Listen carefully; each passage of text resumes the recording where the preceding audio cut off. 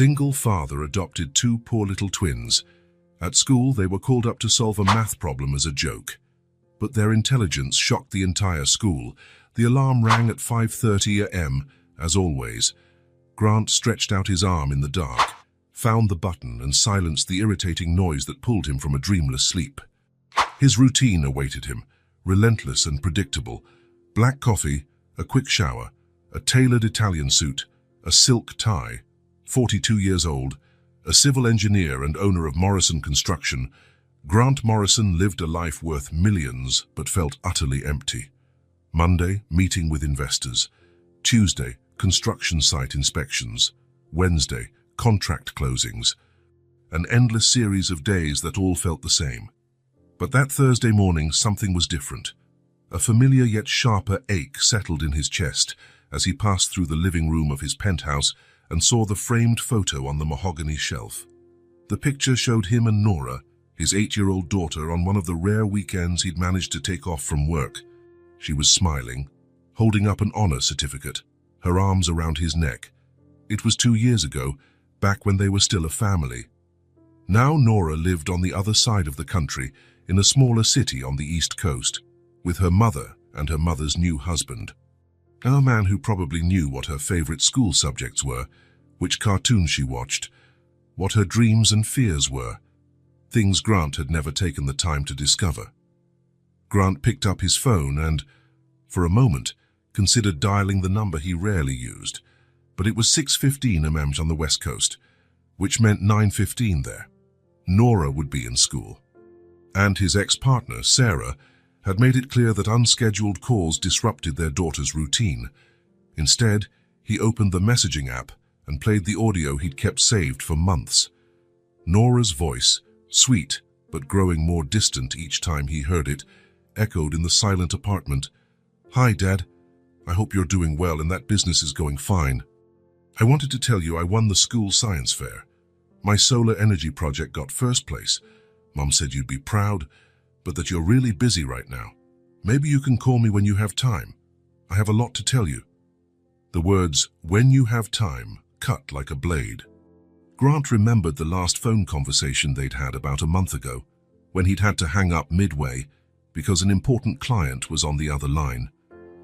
Nora had started to tell him about a school project, and he'd mumbled something about calling her back.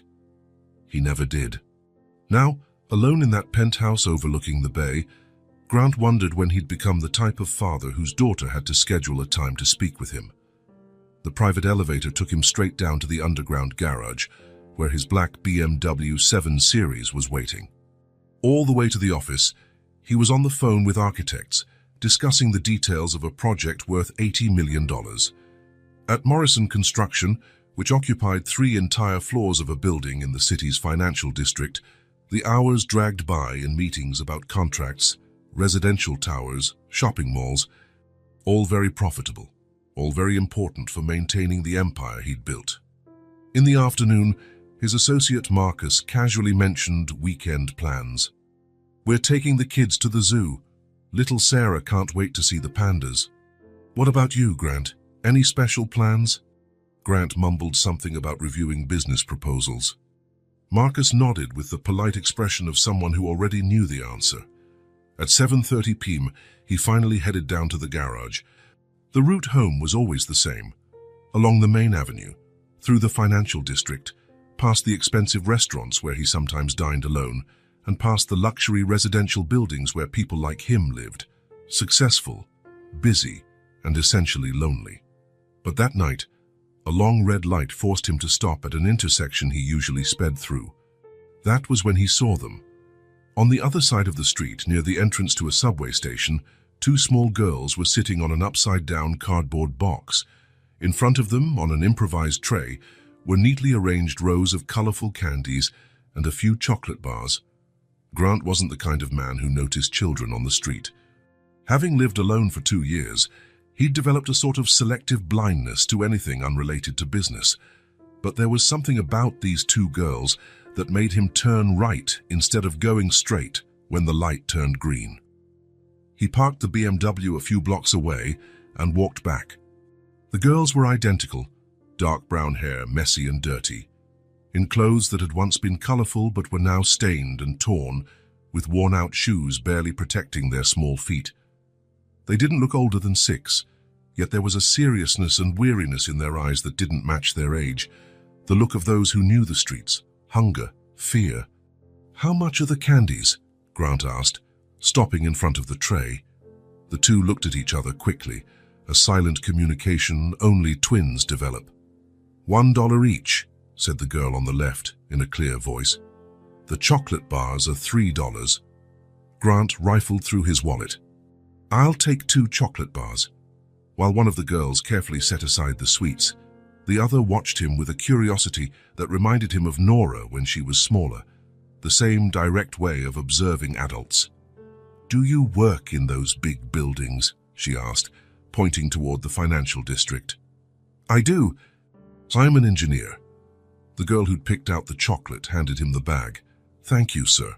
Grant took the change she offered, but something made him hesitate. "What are your names?" "I'm Willa," the first girl answered. "And this is Junie. We're twin sisters." Grant felt something strange in his chest. 2 girls, almost the same age as Nora. For a moment, he imagined his own daughter out there, alone, helpless. The pain was almost physical. "And are you out here by yourselves?" They exchanged looks again. Willa answered carefully. "We take care of ourselves. We're responsible." There was a defensiveness in the reply that made Grant regret the question. He nodded and walked away, but couldn't resist looking back. They were already reorganizing their tray with care. In his car, Grant ate one of the chocolate bars. He couldn't get the meeting with the girls out of his head. The way they looked out for each other, how Willa automatically spoke for both. It reminded him of how Nora used to hide behind him when she was shy. Back in the penthouse, he tried to focus on financial reports, but his thoughts kept returning to those 2 girls. Where did they sleep? Who took care of them? The image of those 2 children merged with memories of Nora, of when she was little and would wait for him at the door when he got home from work. The next morning, Grant left the office early. He told his secretary he had an external meeting, but in truth he drove to the spot where he'd found the girls. They were there in the same position, but this time the tray had small handmade paper flowers. "Did you make these flowers?" he asked, approaching them. "Junie made them," Willa replied proudly. "She's really good with her hands." Junie smiled shyly, a smile that lit up her small, dirty face. It was the same kind of timid grin Nora had when Grant praised her drawings. "How much do they cost?" $5 each. Grant bought 3 flowers and gave them a generous tip. "They're very pretty." "Do you have any kids?" Willa asked suddenly. The question caught him off guard. "I have a daughter, but she lives very far away." "Do you miss her?" Junie asked in a childlike frankness. Grant felt a tightness in his chest. A lot. Every day. He looked at the 2 girls and, for a moment, saw Nora in them. "What about you? Do you miss anyone?" "We miss someone too," Willa said quietly. "Who?" "Our mom." The silence that followed was heavy. Where is she now?" Junie was the one who replied. "She died. She got really sick and couldn't get better." There was something in the way Junie said it, so simple, so devastatingly honest, that reminded him of how Nora had spoken when she was younger. "Who's taking care of you now?" "We take care of ourselves," Willa answered with determination. But Grant noticed the dirt under her tiny fingernails. "We sleep wherever we can find a safe spot." "Where do you sleep?" Junie pointed vaguely to a nearby alley. "Sometimes under the bridge, sometimes in the park. Depends on where the police won't bother us." Grant felt something cold settle in his stomach. 2 6-year-olds sleeping on the streets. "And when it rains?" "We hide wherever we can," Junie answered simply. "Have you eaten today?" "We did," Willa replied, but Grant noticed how she swallowed hard. "How about we go to that diner over there?" They hesitated. Willa looked at the candy tray, worried about leaving their work. "You can bring the tray, we'll keep it in my car." At the diner, Grant watched how the girls behaved and felt his heart tighten. Willa cut half of her sandwich and offered it to Junie, an act that reminded him of how Nora used to share her ice cream with him when she was little. "You two take really good care of each other," Grant commented. "We only have each other," Willa replied with a seriousness that no 6-year-old should possess. "And is there anyone who helps you sometimes?" "Mrs. Martinez runs a place where kids can stay sometimes," Junie said. "But we can't always go there." Grant felt his heart shatter. "And you don't have anyone else? Any relatives?" "No," Willa said softly. "It was just Mom and us, and now it's just us." When they returned to their selling spot, Grant bought more flowers and candy. He said goodbye, but he couldn't concentrate on his afternoon meetings. That night, alone in his 5-bedroom penthouse, Grant once again played Nora's voicemail. For the first time, he could imagine other children's voices filling that deadly silence, voices of 2 girls who needed someone just as much as he needed to feel needed again. He looked around his massive apartment, enough space for an entire family, wasted on the solitude of a man who had forgotten how to be a father. And now there were 2 children sleeping on the street, while he had empty rooms and a growing need to fill the void Nora had left behind. On Monday, he returned to the same spot. The girls were there, but something was worse. Junie had a scratch on her arm, and both looked dirtier and more exhausted. Willa was trembling slightly. It had been a cold night. "Where did you sleep last night?" "Under the bridge," Willa replied. "But there were some drunk men there, so we had to leave in the middle of the night." "And then?" "We stayed awake in the park until sunrise," said Junie, rubbing her tired eyes. Grant stayed with them for an hour, talking about small dreams. For the first time in months, he felt useful, necessary. The girls listened to everything he said with an attention Nora no longer gave him. They depended on him, looked forward to his arrival, seemed happy when he showed up. He learned that Willa wanted to be a doctor, to help sick people like Mom, and that Junie dreamed of having a house with a yard to plant real flowers. Simple dreams that echoed the dreams Nora had once shared with him. When he got up to go back to the office, he carried something completely new in his chest. He saw in them reflections of his own daughter, the connection he had neglected. But more than that, he saw an opportunity to be for them the father he hadn't managed to be for Nora, a chance to start over, to fill both their emptiness and his own. On Tuesday, he came back, and on Wednesday, and on Thursday. Each day, Grant bought more candies and flowers than he needed, always leaving generous tips. The girls began to smile when they saw him approaching, and he felt something he hadn't felt in a long time, the joy of being anticipated, of being important in someone's life. He discovered that Willa was the more practical one, always calculating how much money they needed. Junie was more of a dreamer, always creating new flowers, always imagining what it would be like to have a real family. And Grant started imagining too. He imagined what it would be like to teach Willa how to ride a bike, how Junie would react to having a bedroom all her own, what it would be like to have 2 little girls running through the corridors of his penthouse, filling that empty space with life and laughter. On Friday of the 2nd week, as he said goodbye to them, Junie timidly asked, "Are you coming back on Monday?" "I am," he answered, feeling his heart tighten at the hope in her eyes. "That's good," Willa whispered, and the small smile she gave him filled a little piece of the emptiness he'd carried since Nora moved away. Grant drove home that night knowing something fundamental had changed. These 2 girls were filling a space in his heart he'd thought was dead. They made him feel needed, important, loved in a simple, genuine way he'd forgotten was possible. 2 twin girls needed more than his casual generosity. They needed a home, security, someone to love them unconditionally. And he needed them as much as they needed him. He needed to fill the void Nora had left behind, to feel like a father again, to have a reason to come home besides silence. And for the first time in a long time, Grant wondered if he could be exactly what they needed, and if they could be exactly what his empty life was desperately craving. Grant never imagined 3 weeks could feel like an eternity. After deciding to seek custody of the girls, each day had been a race against time and bureaucracy, interviews with social workers, home inspections of the penthouse, background checks, medical exams, mandatory childcare courses. Grant tackled every step with the same determination he applied to his most complex projects, but this time, the results mattered far more than any contract. The last visit from the social worker, Mrs. Chen, had been the previous afternoon. She walked through every room of the penthouse with a critical eye, checking if it was suitable for 2 children. Grant watched anxiously as she took notes on her clipboard, examining the safety locks on the windows he'd installed, the cleaning supplies locked away in cabinets, the fully stocked first aid kit in the kitchen. "Mr.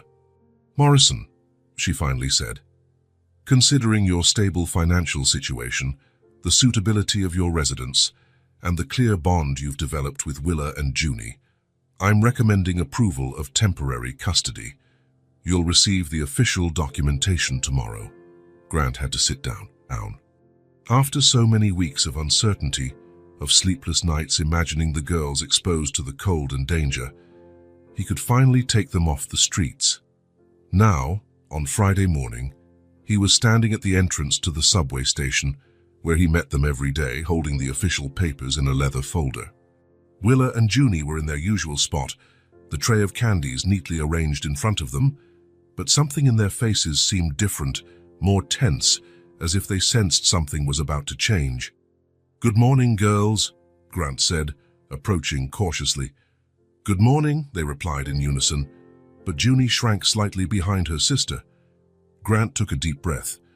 Over the past few weeks, he'd rehearsed this conversation dozens of times, but now that the moment was here, words felt inadequate.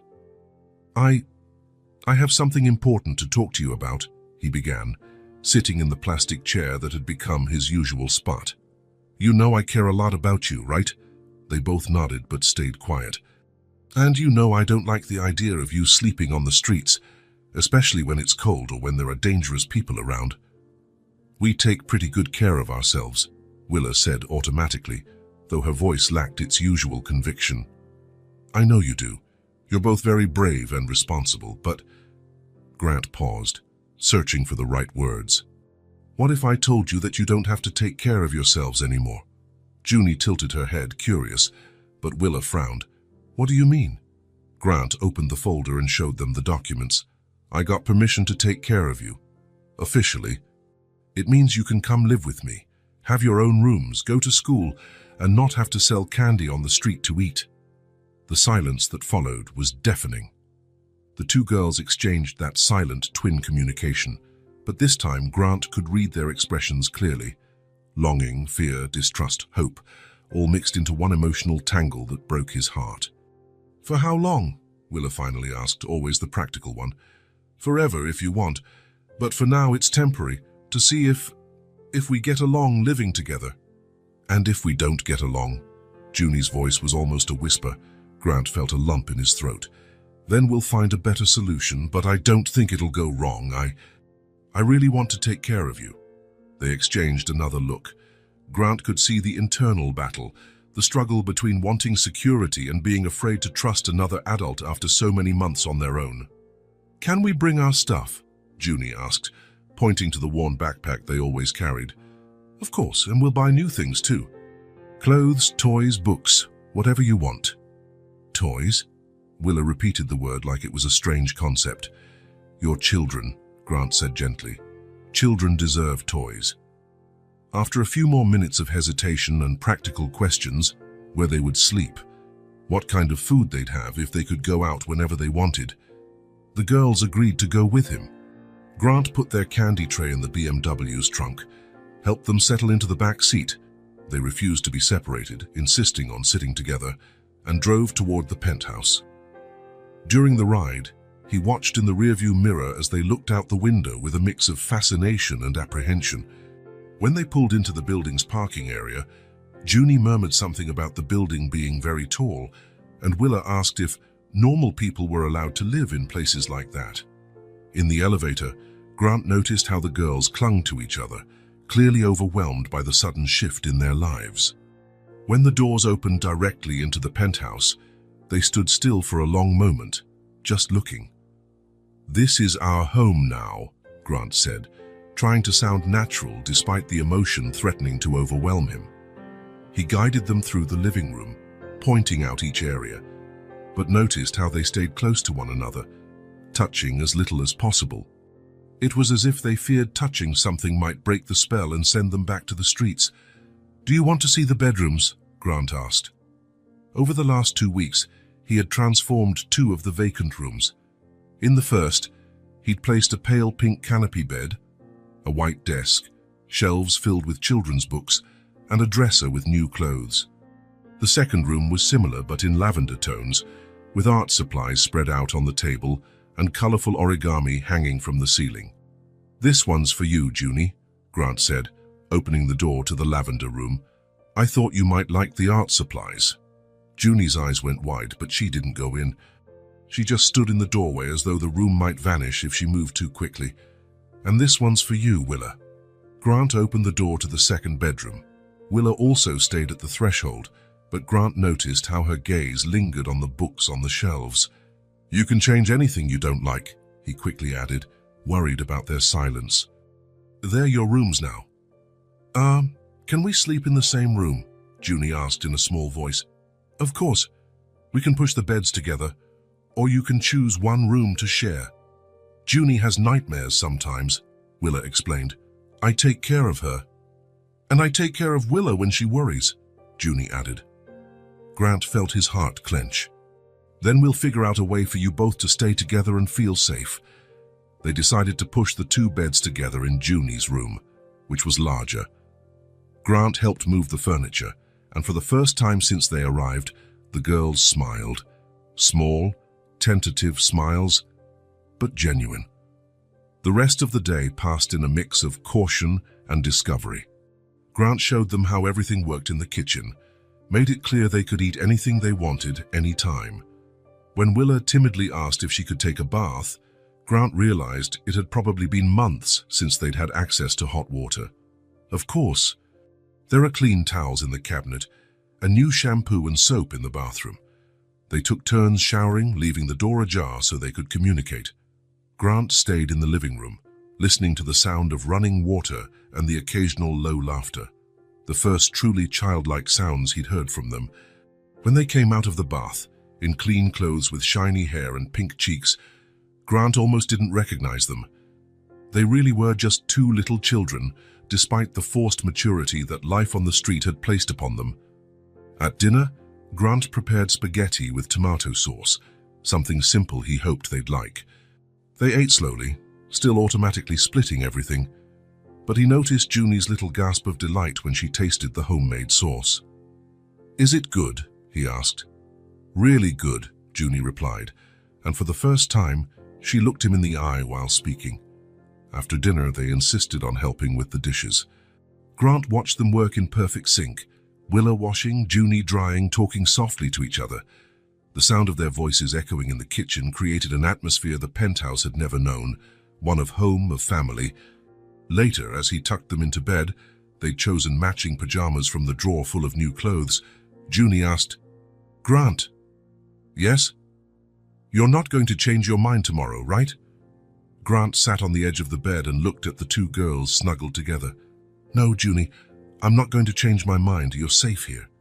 "What if we break something?" Willa asked. "Things can be replaced or fixed. You 2 are far more important than any object." He stayed with them until they fell asleep, watching how their faces relaxed for perhaps the first time in months. When he finally left the room, leaving the door ajar as they'd asked, Grant went to the living room. The penthouse felt different. It wasn't just the scattered toys or the small clothes drying in the bathroom. There was something deeper, a new energy, a life that had never existed there before.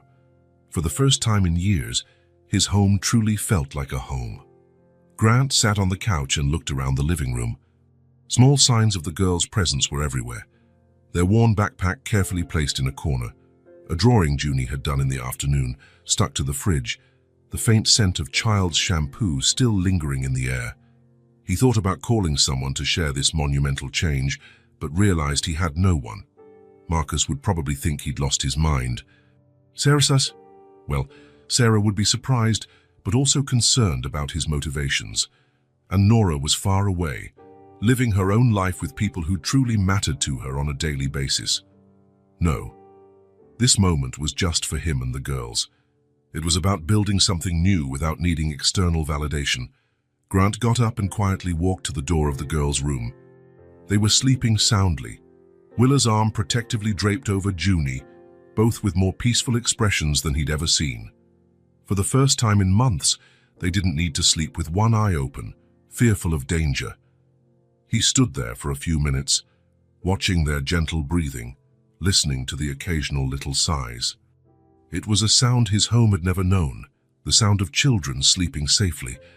Grant closed the door gently and went back to the living room, where he sat on the couch once more. The silence was unlike any he'd experienced before. It wasn't empty or oppressive. It was filled with possibilities, with hope, with a responsibility that both scared him and completed him. For the first time in a long while, the silence wasn't empty. It was filled with possibilities, second chances, the beginning of a family forming. Grant smiled into the darkness and headed to his own bedroom, knowing that tomorrow would be the first day of a completely new life for all of them. Grant had carefully researched before choosing Westbrook Academy. The private school had a stellar reputation, modern facilities, and a rigorous academic curriculum he believed would be perfect for two smart girls like Willa and Junie. What he hadn't considered was how the children from established families would receive two girls whose background was so different from theirs. On Monday morning, 3 weeks after the girls moved into the penthouse, Grant accompanied them to school. They wore new uniforms, navy blue blazers, pleated skirts, and shiny black shoes. But there was still a visible tension in their shoulders, a caution he'd hoped would disappear with time. "You'll be fine," he said, kneeling to their eye level in front of the school gate. "If you need anything at all, just ask someone to call me, okay?" Willa nodded, always the calmer of the two, but Grant noticed how she gripped Junie's hand a bit tighter. "What if nobody wants to play with us?" Junie asked, her voice carrying a worry that broke Grant's heart. "Then you play together like you always have," he answered gently. "But I'm sure you'll make friends.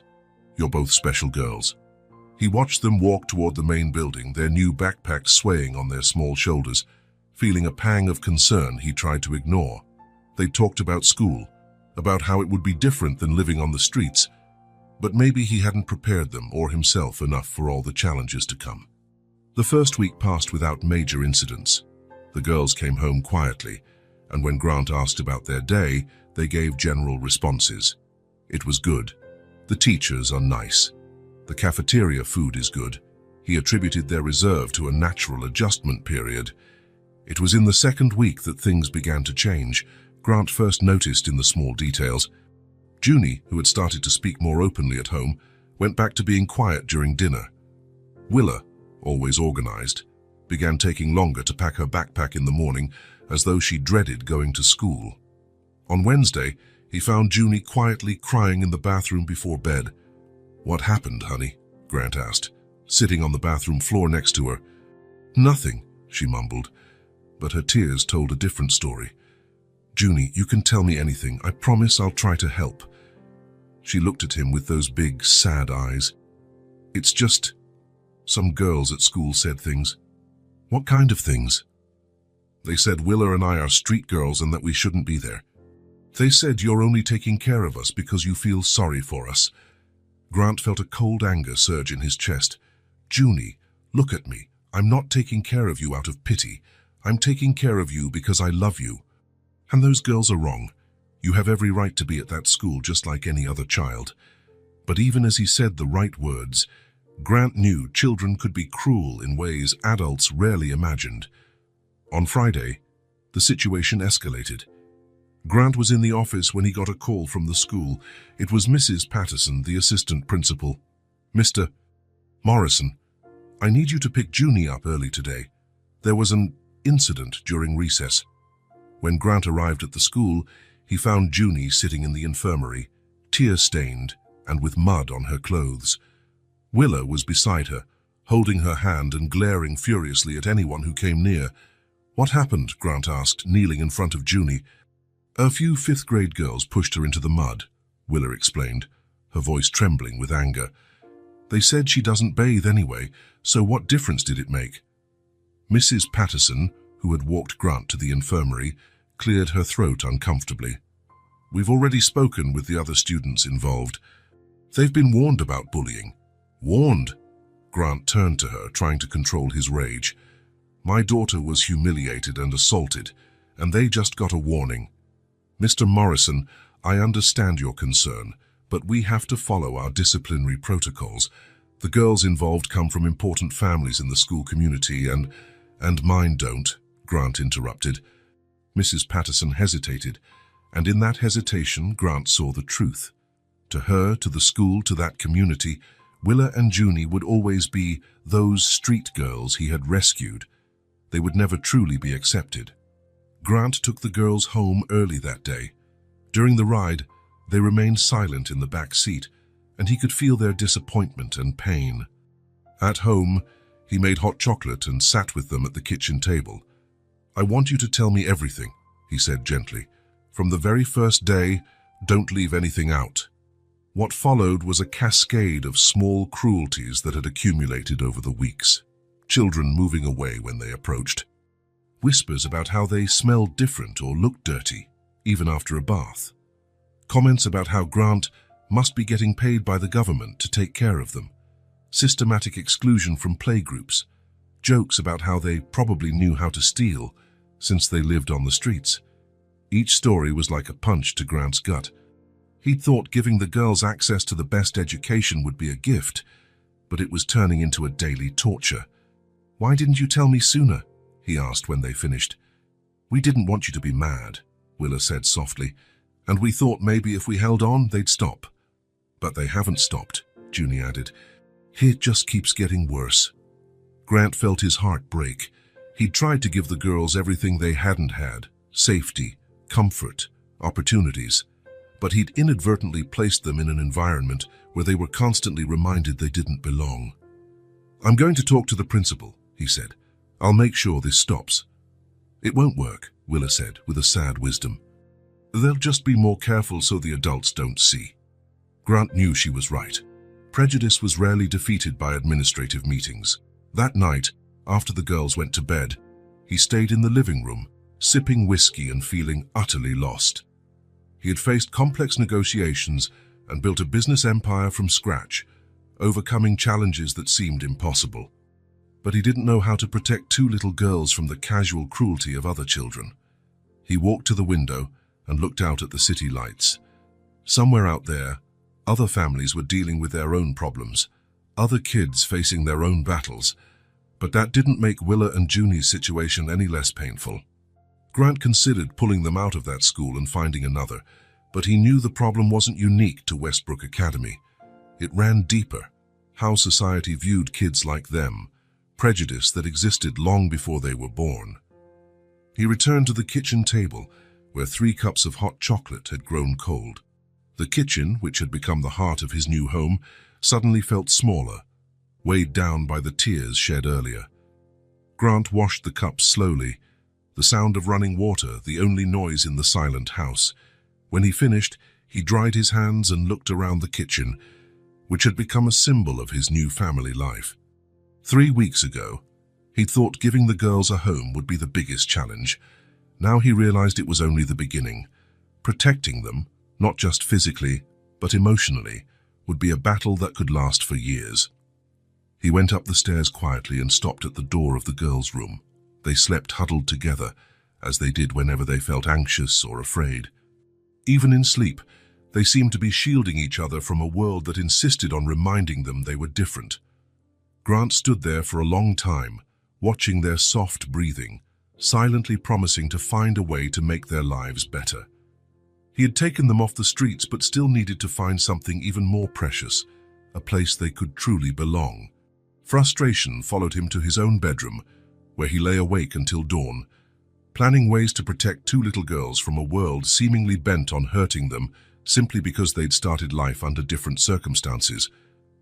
As hard as he tried, Grant couldn't escape the thought that maybe love alone wasn't enough to protect them from everything, and that realization haunted him more than any nightmare ever could. The Westbrook Academy 3rd grade classroom was immersed in the typical lull of a Tuesday afternoon. Ms. Carver, a middle-aged woman with graying hair pinned loosely and glasses always hanging from a chain, observed her students with the patience of someone who had dedicated 25 years to teaching. Willa and Junie sat at their usual desks, 2 rows back by the window, always together if possible. In the weeks following the recess incident, they had become even more invisible, only speaking when called upon, avoiding any situation that might draw unwanted attention. "All right, children," Mrs. Carver said, lightly tapping the whiteboard marker on the desk. "Today we're going to do something different in our math class."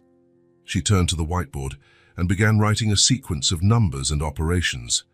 The class watched with mild interest. Math was usually predictable, with simple addition and subtraction problems suited for 8-year-olds. But what Mrs. Carver wrote made several children frown in confusion. 8412 is x 15, 8412, x 15 plus 144, 32, 144, 32. Fout.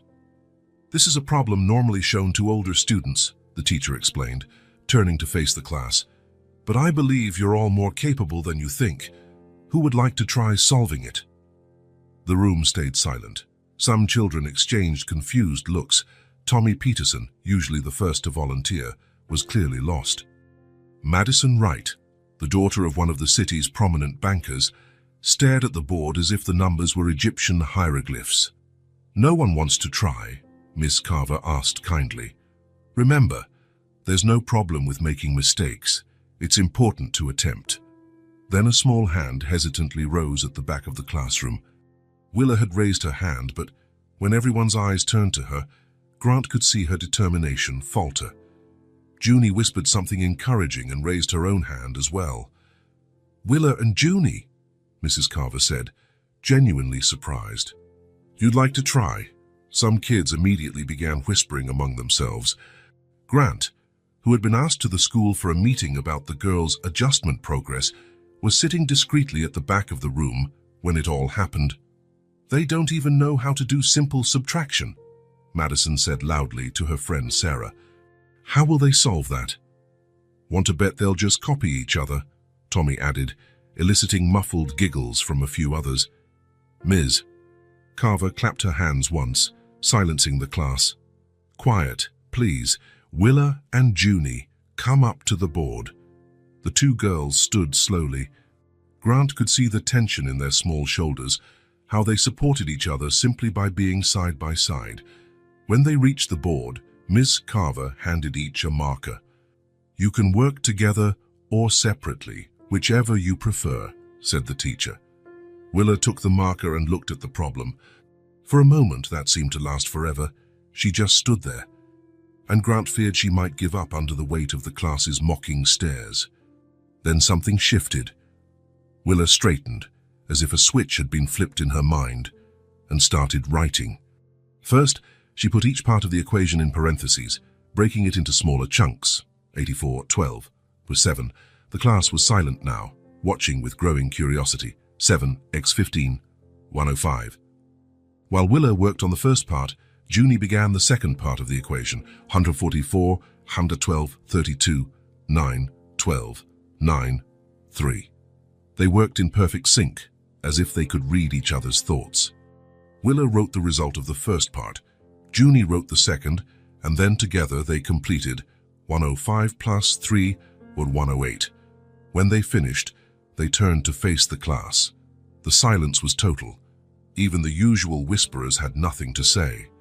Ms. Carver checked the calculations, her expression changing from surprise to admiration.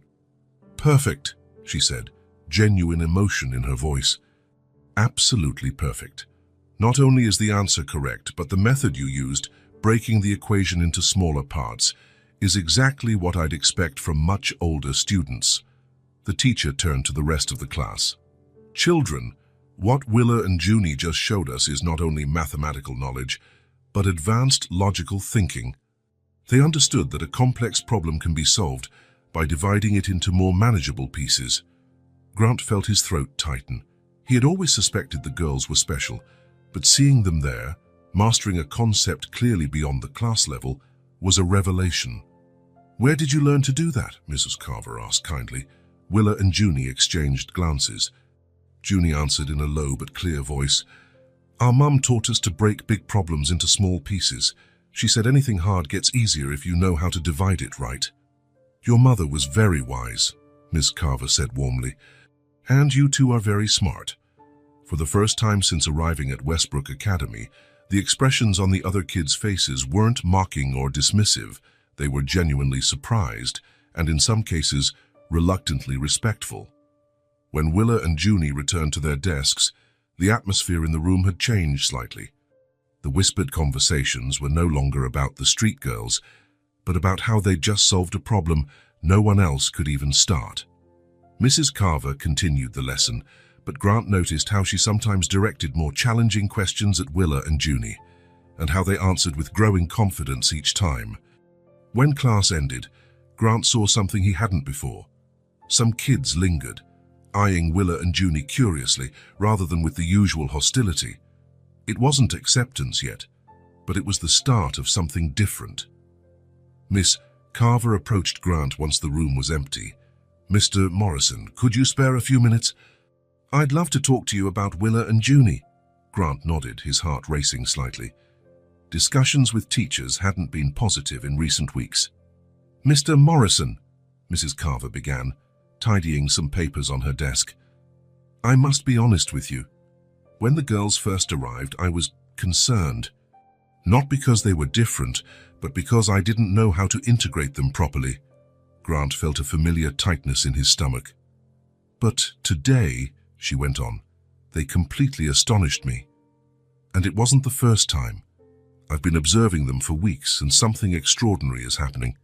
"Extraordinary, Miss?" Carver sat in her chair and gestured for Grant to do the same. "Mr. Morrison, in 25 years of teaching, I've rarely seen children with the intellectual capacity Willa and Junie have displayed. I'm not just talking about math, it's the way they process information, make connections, solve problems." She opened a folder and showed Grant some of the girls' work. "Look at this essay Junie wrote about family. The emotional depth, the structure, the vocabulary. It's years ahead of what I'd expect from a 6-year-old. And this science project Willa presented about how plants grow, she not only grasped the basic concept, but linked it to math, geography, and even economics." Grant examined the papers, feeling a mix of pride and amazement. "Have they always been like this?" "I suspect so, but they probably never had the chance to fully show it before. What impresses me is not just raw intelligence, but the maturity of their thinking. They approach problems like little scientists." Miss Carver leaned forward, her expression serious. "Mr. Morrison, these girls need additional stimulation. The regular curriculum, even at a school like ours, won't challenge them enough. They need advanced materials, complex projects, opportunities to explore their natural curiosity. What do you suggest?" "First, books. Lots of books at various difficulty levels. Not just children's books, but material that challenges them intellectually. Second, consider extracurricular activities that foster critical thinking. Chess, science clubs, maybe even introductory programming." Grant mentally noted all of it. "Most importantly," Ms. Carver added, "keep talking to them about complex ideas. They soak up information like sponges, but more than that, they want to understand how and why things work the way they do. Do you think they might be considered gifted?" Ms. Carver paused for a moment. "Mr. Morrison, I can't make an official diagnosis, but based on what I've observed, I'd say it's very likely. I strongly recommend you seek a proper psychopedagogical evaluation, not to label them, but to better understand how to support their development." Grant felt something stir within him, a mix of pride, responsibility, and something deeper. "Ms. Carver, may I ask, after what happened today, how do you think the other children will react?" The teacher smiled for the first time in their conversation. "Children respect competence, Mr. Morrison. It may take time, but what happened today planted a seed." For the first time, the other kids saw Willa and Junie not as different in a negative way, but as capable of doing something they themselves cannot. Do you think that'll make a difference? I believe so. It won't solve everything overnight, but it's a start. Respect is often the first step toward acceptance. When Grant left the school that afternoon, his mind buzzed with everything Mrs. Carver had told him. He drove on autopilot, processing the implications of what he'd just discovered. The girls he'd taken in out of compassion weren't just vulnerable children who needed care. They were extraordinary minds that needed intellectual nurturing. What had started as an act of charity had become something far more significant. At home, while Willa and Junie did their homework at the kitchen table, Grant watched them with new eyes. They worked with a focus and efficiency he had attributed to the forced maturity of life on the streets, but now he realized it was something else, an indicator of minds that processed information differently, more effectively. That night, after the girls went to sleep, Grant stayed in his office, researching everything about gifted children, advanced educational programs, and ways to nurture exceptional talents. Around midnight, he leaned back in his chair. One realization had crystallized in his mind. What started as an emotional decision to help two homeless kids had become something much larger. He wasn't just raising two little girls, he was shaping two futures that could be extraordinary. It was a responsibility that both terrified and inspired him in equal measure. Grant opened a drawer and pulled out a folder he'd been avoiding for weeks. The papers to begin the process of permanent adoption. He'd hesitated because temporary custody felt less final, less daunting. But now, after what he'd seen and heard, Grant understood this was no longer a temporary experiment. Willa and Junie weren't just two kids he was helping, they were his daughters, in every meaningful sense. He grabbed a pen and began filling out the forms. Each signature, each completed section, was a commitment not only to their present, but to a future he now knew was limitless in potential. Outside, the city slept, but Grant worked until dawn, finalizing on paper what his heart already knew, that these two extraordinary girls were his family, and he would do everything in his power to give them not just love and safety, but all the opportunities their brilliant minds deserved. What began out of compassion had become the most important project of his life. Change didn't happen overnight, but Grant could feel it in the air like the promise of rain on a summer afternoon. First, there were the looks. Where before there'd been disdain or indifference, now there was guarded curiosity. The children at Westbrook Academy watched Willa and Junie with a different kind of attention, as if they were finally seeing them for who they really were, instead of what they imagined. In the second week after the math incident, Grant noticed that the girls came home with slightly less tense expressions. Still cautious, still reserved, but there was something new in their posture, a hint of confidence. "How was school today?" he asked on a Wednesday, as they took off their coats by the door. "It was different," Willa said, choosing her words carefully. "Different how?" "Tommy Peterson asked me if I could help him with his math homework," Junie said, sounding surprised. "He's never talked to me before except to, well, be mean." Grant felt a spark of hope. "Did you help him?" "Yes, and he said thanks." Junie sounded amazed, as if basic politeness from Tommy was unexpected. "That's a start," Grant said, trying not to show how much that small victory meant to him. On Friday, the shift was more obvious. Grant was picking the girls up from school when he saw something that made his heart surge with emotion. Willa was sitting on a bench in the courtyard, patiently explaining a math problem to three classmates gathered around her like she was a miniature teacher. Not far away, Junie was showing Sarah Chen how to fold a complex origami design, her small hands deftly shaping the paper with an artist's precision. Sarah, the same girl who'd whispered cruel remarks weeks before, now watched Junie with genuine fascination. "Mr. Morrison?" Grant turned to see Miss Carver approaching with a smile. "They're integrating well," the teacher noted, following his gaze to where the girls were. "It's impressive how things can change when children realize they have something to learn from each other." "They seem happier," Grant said, watching Junie laugh as Sarah managed a particularly tricky fold. "And more confident. Yesterday, Willa raised her hand to answer a science question that left half the class scratching their heads, and when she explained it, she was so clear that even I learned something new. Grant smiled. They've always been special. They just needed a chance to show it. Well, now they have that chance. And the other kids are starting to see it too. That afternoon at dinner, the girls were more talkative than Grant had seen them in weeks. Madison invited me to sit at her table at lunch, Junie said, mixing her mashed potatoes. She said I make the prettiest origami she's ever seen. And Marcus Williams asked if I want to join the chess club, Willa added. He said if I'm good at math, I might be good at chess too. Grant put his fork down. Do you want to join the chess club? I want to try, Willa said, with a timidity Grant rarely saw in her. Do you think I can? Honey, you can do anything you want. If you want to learn chess, we'll get a board so we can practice at home too. Willa's eyes lit up in a way that made Grant's heart race. Really? Really? In the following weeks, invitations multiplied. Invitations to lunch together, to play at recess, to collaborate on group projects. The girls, who for so long had been outcasts in the class, suddenly found themselves at the center of a growing social network. Grant watched this transformation with a mixture of pride and relief.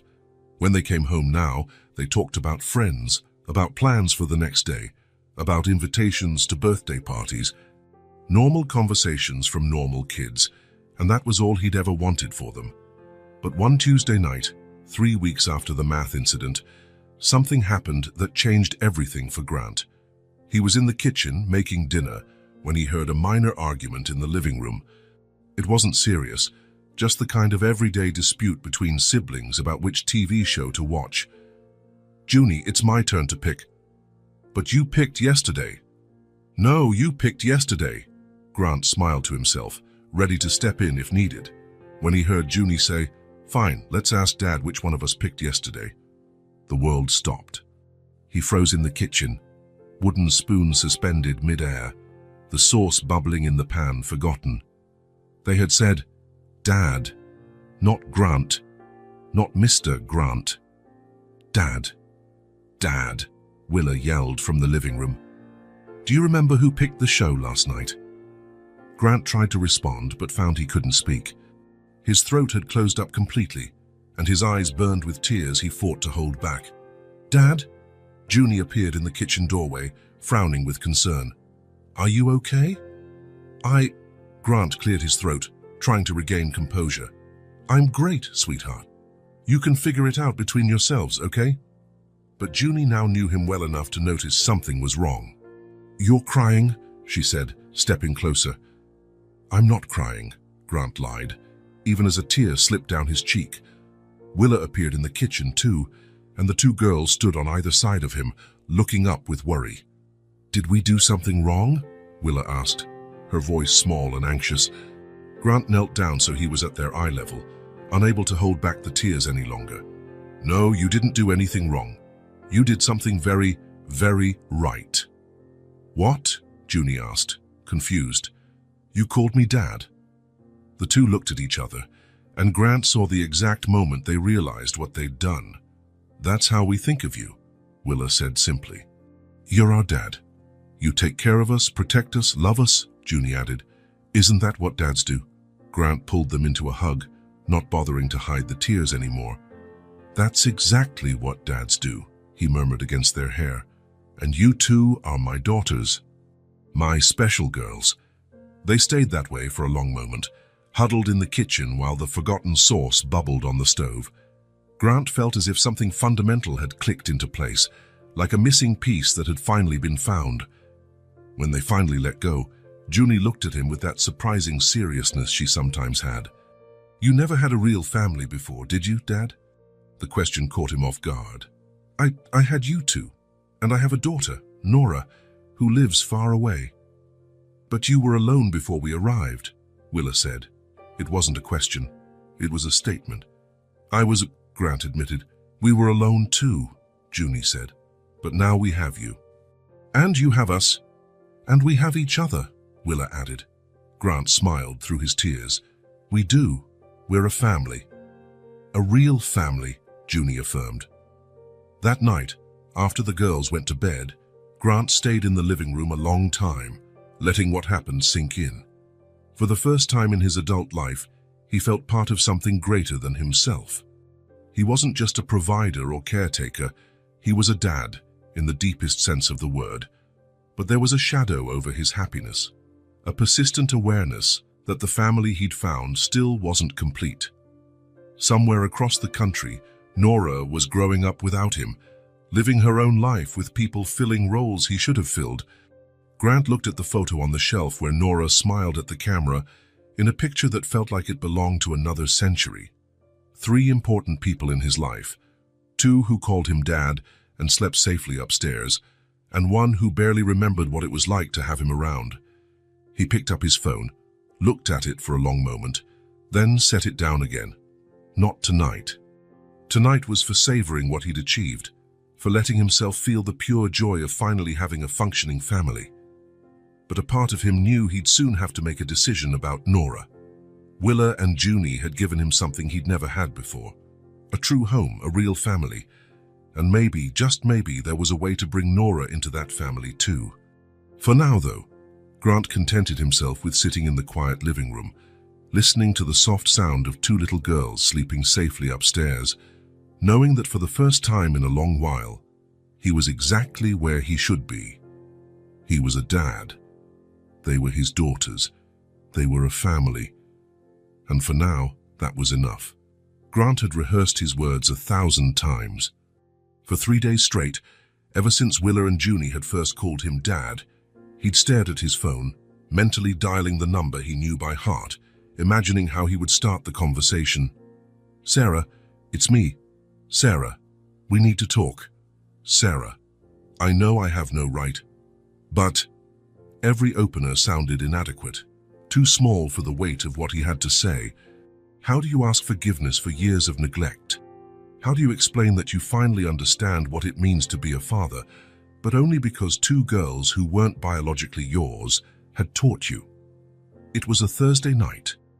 Willa and Junie were in their room doing homework, their soft voices drifting down the hallway as they discussed math problems. Grant was in his office, staring at the phone like it was an alien artifact. He had spent the entire day at work unable to focus on anything. Important contracts waited for his signature.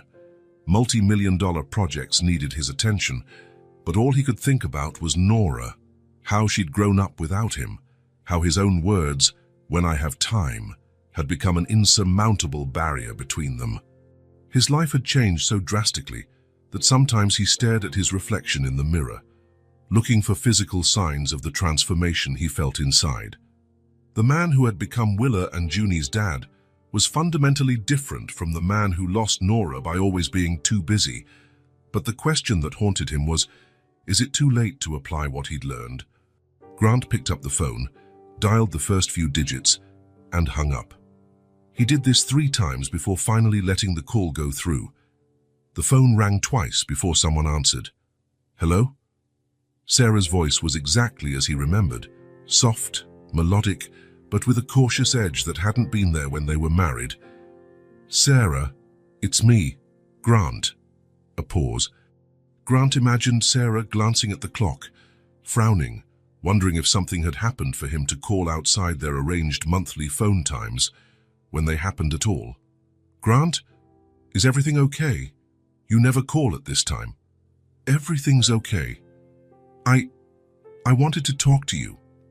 About Nora. About us. About a lot of things." Another pause. Longer this time. "Grant, if this is about money or changing child support..." "It's not about money," Grant interrupted, maybe with more urgency than intended. "Sarah, I know I have no right to ask for anything. I know I messed it all up, but I miss her. I miss our daughter." The silence on the other end was so long, Grant wondered if the call had dropped. "Grant," Sarah said finally, her voice softer now, "you've always missed her. The problem was never that you didn't miss her. The problem was you never did anything about it." The words stung, but Grant knew they were true. "I know," he said.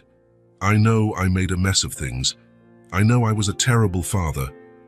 But he stopped, searching for the right words. Something has changed in my life, Sarah. I've changed. What changed? Grant glanced toward the hallway, where he could hear Junie asking Willa about a science project. I learned what it really means to be a dad. Sarah laughed, but it wasn't a happy sound. Grant, you've been a father for 8 years. A bit late for that realization, don't you think? Yes, he admitted. It's late, maybe too late. But I had to call you because I finally understand what you were trying to tell me all those years. And what was I trying to tell you? That being present isn't just physically being in the same house. That love isn't what you feel, but what you do. That kids need you not when you have time, but when they need you. Another silence, and Grant continued. Sarah, I'm not calling to ask for us to get back together. I know that time is gone. I know you've made a new life. And Nora has a family that's probably better than anything I could have offered back then. Then why are you calling? Grant took a deep breath. Because I want to try to be the father she deserves, even if it's late, even if it's hard, even if she doesn't want me. Sarah's voice sounded different now, more thoughtful, less defensive. Grant, what happened? You sound different. I adopted 2 girls, he said simply. Well, I'm in the process of adopting them. They're 6, twins. They were living on the street. You adopted. They taught me things about myself I never knew. They taught me what it means to put someone ahead of work, ahead of business, ahead of myself. Grant could hear Sarah breathing on the other end. And now you want to apply those lessons to Nora. I want to try if she wants, if you'll allow it. Grant. Sarah paused, and he imagined her running a hand through her hair, a habit she had when thinking something through. Nora asks about you sometimes, more than you might think. Grant's heart clenched. She does. She asks if you're okay, if you still work so much, if you still remember her. God, Sarah. Of course I remember her. She's my daughter. I know that, but she doesn't know that. For her, you're the person who was always too busy, who always had some more important meeting. Grant closed his eyes, bearing the full weight of his mistakes. How do I fix that? I don't know if you can, Sarah said honestly. But maybe you can build something new. Would she be willing to see me? Another long pause. Grant, I'll be honest. Robert is a wonderful father to her. He's present, involved. He never misses a recital or a parent-teacher conference. Nora loves him. Grant felt that familiar stab of envy and regret. But, Sarah continued, she also knows she has another father. And I've never spoken badly about you to her, even when I was angry. So yes, I think she'd like to see you. Really? Really? In fact, Sarah hesitated. I'll be there next week for a work conference. I could bring her with me, if you'd like. Hope flooded Grant like a tidal wave. You'd do that. I can go slow, no pressure. Maybe just lunch or an afternoon. She wants to see you, Grant. She always has. Grant had to sit down. His legs suddenly seemed unable to hold him. Sarah, I don't know what to say. Say that you'll really be there this time, not just physically but emotionally, that she'll have your full attention. She will, Grant promised, all of it. And Grant, these girls you adopted, will Nora meet them? Grant hadn't considered that. If she wants to, if you think it's appropriate. I think it would be good for her. She's always wanted siblings. When Grant hung up 20 minutes later, his hands were shaking. He sat in his office a long time, taking in what had just happened. Nora would be there next week. His daughter, whom he hadn't seen in 6 months, would be here in his home, meeting Willa and Junie. The office door opened softly, and Junie stood at the threshold. Dad, are you okay? You look different.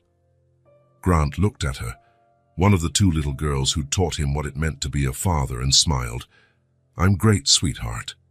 Actually, I have some news to share with you and Willa. What kind of news? My daughter, Nora, will be coming to visit us next week. Junie's eyes widened. Your other daughter, the one who lives far away. Yes, you'll get to meet her. Junie ran back to the bedroom, and Grant heard excited chatter between her and Willa.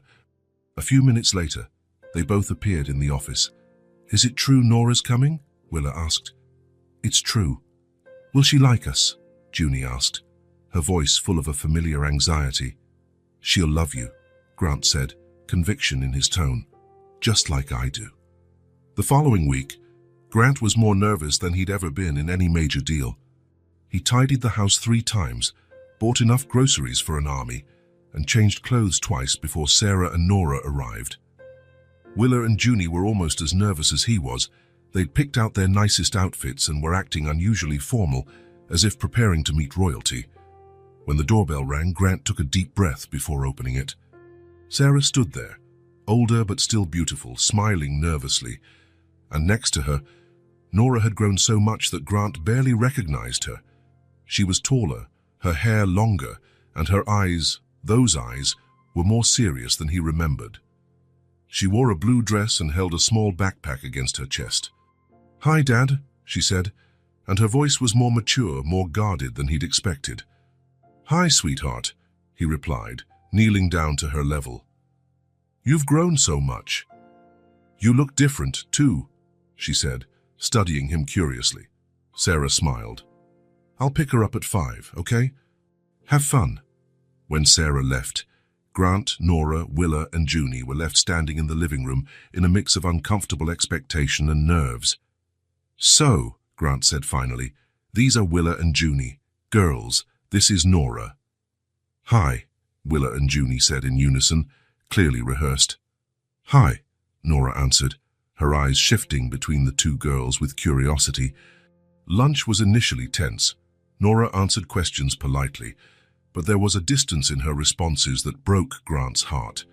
She seemed to be observing everything, how he interacted with Willa and Junie, how they behaved with him, how this new family dynamic worked. It was during dessert that something changed. Junie was talking about school, about how she and Willa were starting to make friends. When Nora asked, "Were you sad before coming to live here?" the question caught everyone off guard. Willa and Junie exchanged looks. Sometimes, Willa admitted, we felt alone. I feel alone sometimes, Nora said softly, even though I have a family. Grant felt his heart splinter. Why, sweetie? Nora looked at him with those serious eyes.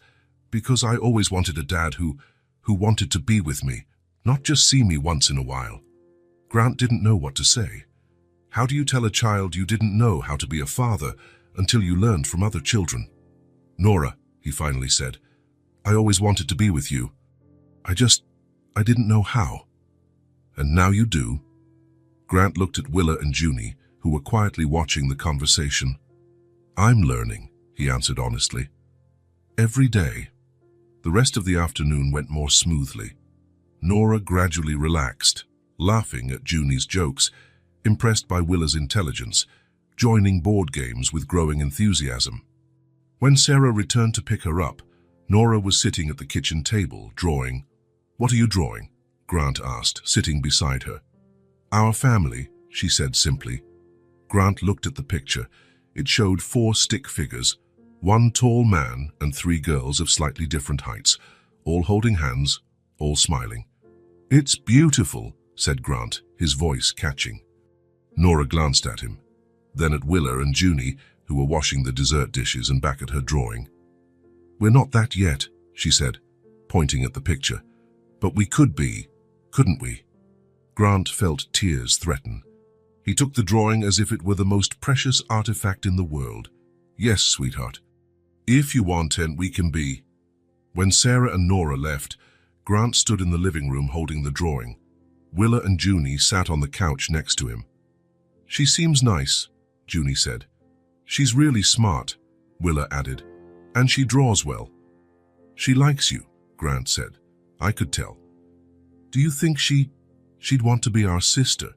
Junie asked hesitantly. Grant looked at the drawing again, 4 stick figures representing a family that didn't yet exist but could. "I think so," he said. "I think we all want the same thing." "What's that?" Willa asked. Grant put his arms around both girls, still holding Nora's drawing. A real family. All together. That night, Grant placed Nora's drawing on the fridge alongside Willa and Junie's schoolwork. A small gesture, but it symbolized something bigger. Space being made. A door left open for a possibility that suddenly felt within reach. He knew it would be hard, that there would be obstacles, difficult conversations, moments of doubt. But for the first time since Nora was born, Grant felt he truly understood what it meant to fight for a family, and he was ready to fight. The penthouse garden had never been used for serious conversations. Grant had hired landscapers to create a green space on the rooftop terrace, but it had always been more about status than function. The plants were well maintained by a service crew. The wrought iron chairs stayed pristine under an elegant pergola, but until a few weeks ago, the area rarely saw human life. Now, with Willa and Junie running between the plants and Nora cautiously exploring every corner of the terrace during her second visit, the rooftop finally had a purpose. The girls were across the way, near a small fountain, talking quietly while Junie taught Nora to fold another origami figure. Sarah was sitting in one of the chairs, watching the girls with a thoughtful expression Grant recognized from their married days. It was the same look she'd have when she was sorting through something important in her mind, organizing her thoughts before speaking. "Grant," she said, not taking her eyes off the girls. "Can we talk?" He sat in the chair next to her, feeling a familiar tension settle between them. It wasn't hostility. Those days were gone. But there was a cautious formality that would always be there now. "Sure," he answered. Sarah was silent for a moment, watching Nora laugh when Junie folded a more elaborate paper bird than the others. "She's different here," Sarah said at last. "More relaxed. More free." Grant looked at Nora, who was trying to replicate Junie's complex fold. "Different how?" "At home, she's more reserved, more careful, like she's always making sure to be the perfect daughter. And here she doesn't have to be perfect." Sarah turned to look directly at him. "Here she can just be a kid." "Maybe because Willa and Junie let her." Grant nodded, unsure how to respond. He'd noticed the same thing, how Nora seemed lighter when she was playing with the twins, as though an invisible weight had been lifted from her shoulders. "Grant," Sarah said, her voice more serious now, "I need to tell you a few things. Things I should have said a long time ago." He braced himself for what was coming. Conversations with Sarah always felt like minefields, full of unresolved hurts and accusations he knew he deserved. "Our relationship didn't work out," she began, "because you were arrogant and lived for your job." The words stung, but Grant didn't protest. He expected them. "I was alone, Grant. Completely alone. Married, but alone. Nora was growing up, and I was basically raising her by myself.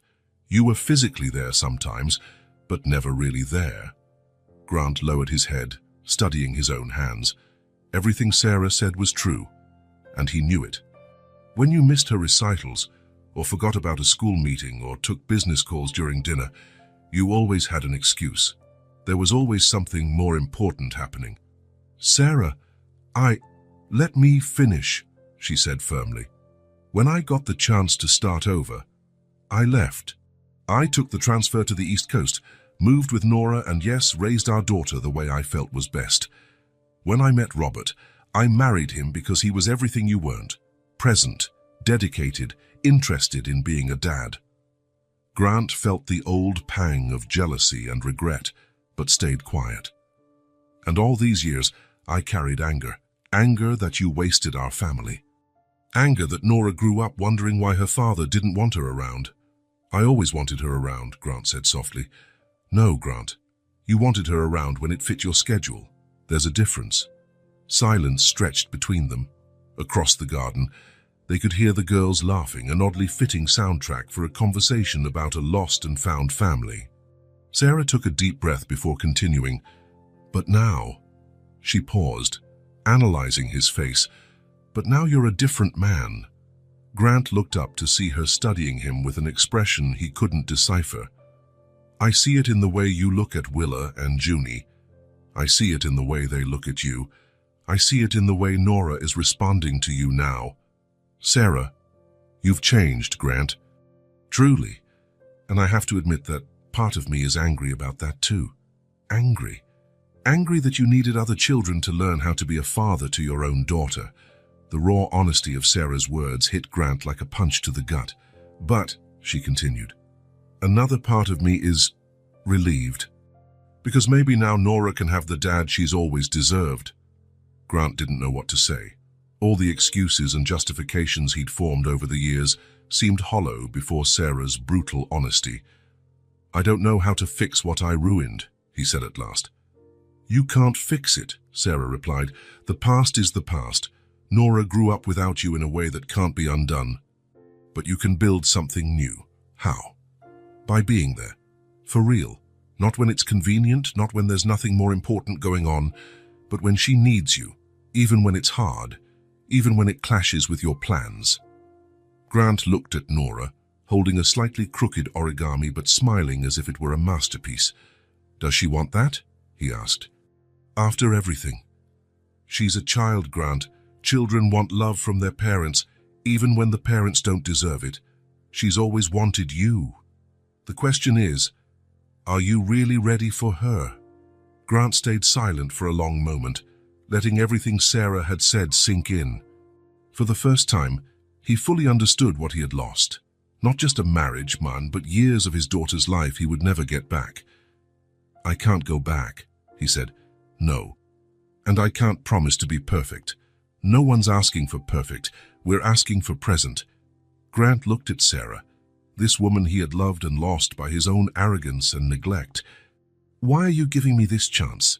Sarah gave a sad smile. "Because I see how Nora looks at Willa and Junie. She wants sisters. She wants to be part of something bigger, and maybe she can have that with you, in a way she never could with us." "What do you mean?" "Robert is a wonderful father, but Nora will always be the daughter he emotionally adopted. With you, she can be part of something being built from scratch, something where she's not just an addition but a fundamental piece." Grant understood. Nora could be part of the family he was building with Willa and Junie, not as a visitor, but as a central member. That means you'd have to be genuinely present. It means real shared custody, not just sporadic visits. It means Nora could spend summers here, holidays, have her own room, be part of Willa and Junie's daily life. The thought was both thrilling and terrifying. "What if I fail again?" Sarah looked him straight in the eye. "Then you'd break your daughter's heart in a way that might never be repaired. So you have to be sure, Grant. Absolutely sure you're ready to put her before everything else." Grant looked at the three girls, now all focused on a collaborative origami project, their heads bent close together, whispering and giggling. For the first time, he realized that rebuilding required more than just acknowledging his mistakes. It required the courage to construct something entirely new on the ruins of what he'd destroyed. And it required the humility to accept he'd need to prove every day that he was worthy of the second chance he was being offered. "I'm ready," he said, and for the first time, he truly believed it. Weekends had taken on a new routine at the penthouse. Every Friday afternoon, Grant drove to the airport to pick up Nora, who arrived on the 4:30 p.m. EOS flight from the East Coast. Willa and Junie always insisted on going with him, standing on tiptoes at the arrivals gate, searching for the familiar figure of their new sister. It was the fourth consecutive weekend Nora was visiting, and Grant could see how each visit made her feel more comfortable. The first time, she was polite but distant.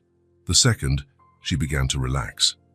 The third, she openly laughed at Junie's jokes and asked genuine questions about Willa's school. Now, watching the three girls at the kitchen table on a Saturday afternoon, Grant felt something special was happening. Nora was leaning over a fourth-grade math book, frowning with concentration. She'd advanced academically at her East Coast school, but some concepts still challenged her. Willa and Junie were on the other side of the table, seemingly doing their own homework. But Grant noticed they kept glancing at Nora with curiosity. Ugh, Nora sighed, tossing her pencil down. I can't figure out this long division. It's so confusing. Willa looked up from her science book. Which part is hard? All of it, Nora admitted, frustrated. At my school, they explain it in a way that doesn't make sense. Junie got up and walked over to Nora, peering over her shoulder at the problem. Can I see? Nora hesitated a moment. She was used to being the daughter who had to handle problems alone, but something about Junie's gentle tone made her nod. Sure. Willa joined them, and Grant watched their three heads bend over the book. See, Junie said softly, long division is just breaking the problem into smaller parts, like breaking a big cookie into little pieces. It's like the time we solved that hard problem on the board at school, Willa added. Remember how we separated the equation into easy bits? Nora nodded, her full attention on her sisters. So look, Willa continued, picking up a pencil. You have 144 divided by 12. Instead of doing it all at once, you ask, how many times does 12 go into 14? One time, Nora ventured. That's right, Junie smiled. And what's left over? 2. Perfect. Now you bring down the next digit, Grant observed, fascinated, as Willa and Junie teamed up to teach Nora. There was no condescension in their voices, just genuine patience. They explained each step multiple ways, used different analogies when one didn't work, and celebrated every small breakthrough Nora made. You two are geniuses, Nora declared when she finally solved the problem on her own, her face bright with a genuine smile. Seriously, you explain better than my teacher. Willa blushed slightly. We like math. And we like helping, Junie added. They went back to their seats, but Grant noticed how the atmosphere had shifted. There was a new camaraderie among the three, a bond that hadn't been there before. An hour later, the girls were on the living room floor, each working on different projects. Nora was coloring a geography map, Willa reading an astronomy book, and Junie creating a series of elaborate origami pieces arranged in colorful rows. Junie, Nora said without looking up from her map. Do you have a green pencil? Mine broke. I do. Sis, can you grab the green pencil from my backpack? The words came out naturally, without conscious thought. Junie was asking Willa to hand over the pencil, but she'd called Nora sis, the word she and Willa had always used for each other. Everyone froze. Grant Amaze, who was pretending to read the newspaper on the sofa, felt his heart pound. Willa looked up from her book, surprised. Junie went still, suddenly aware of what she'd said. And Nora? Nora simply stood, went to Junie's backpack, took the green pencil and handed it to her younger sister. Here you go, she said, smiling. No drama. No big emotional declaration or formal acknowledgement of what had just happened. Nora simply passed the pencil and returned to her spot on the floor as if it were the most natural thing in the world, but Grant saw the small smile on her lips. He saw how Willa relaxed, a visible relief passing across her face. He saw how Junie continued folding her paper, but with a lighter, happier expression. It wasn't just affection, it went deeper than that. It was a bond. It was sisterhood forming. Grant folded the newspaper and watched the three girls working in comfortable silence, each absorbed in her own task, but all connected by something invisible yet tangible. For the first time since Nora started visiting, Grant allowed himself to believe that maybe, just maybe, they really could become the family Nora had drawn weeks before. 3 girls and a dad, all smiling, all connected.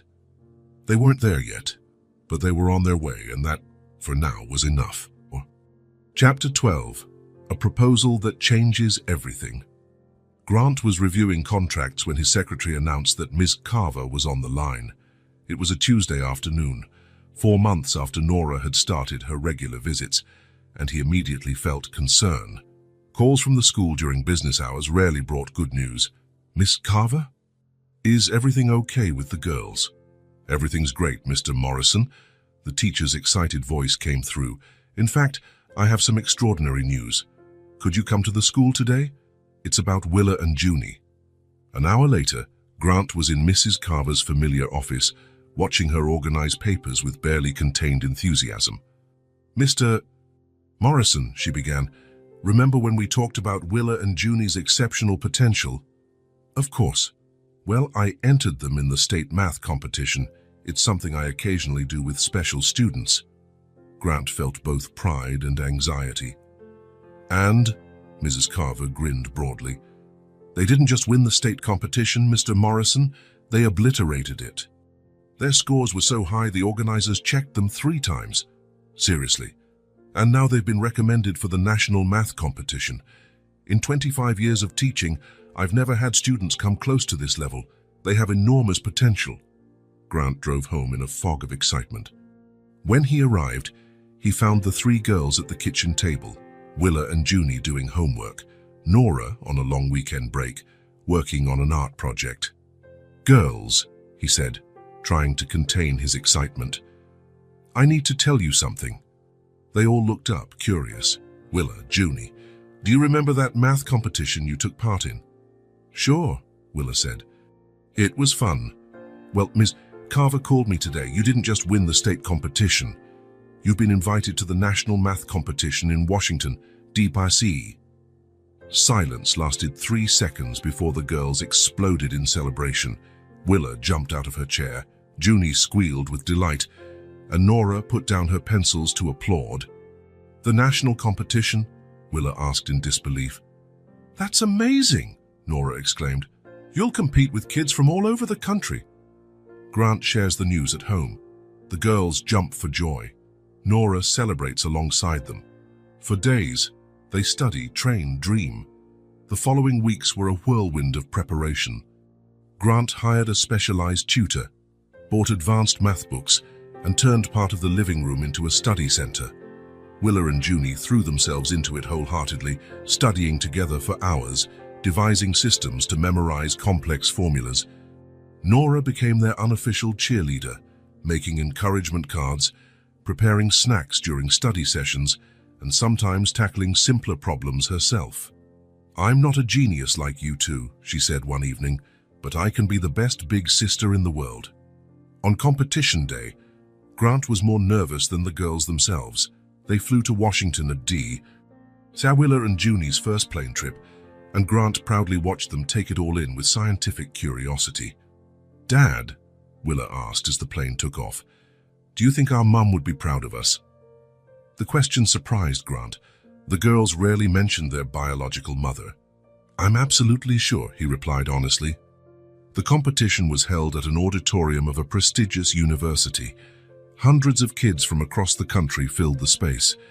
Grant sat in the audience with Nora, watching Willa and Junie confidently take their seats, surprisingly calm. "They look so small," Nora whispered. "But they're gigantic," Grant replied. The competition lasted 3 hours. Grant watched them work, occasionally exchanging encouraging looks. They didn't seem stressed, rather, it looked like they were right where they belonged. When the results were announced, Grant had to restrain himself from shouting. First place in the pairs category, Willa and Junie Morrison. The auditorium erupted. Grant felt tears well up as he watched his girls go on stage to receive their trophy.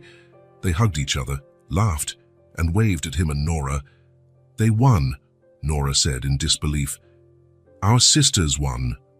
On the way back to the hotel, Grant made a spontaneous decision. "Who wants pizza?" "All of us," the 3 exclaimed in unison.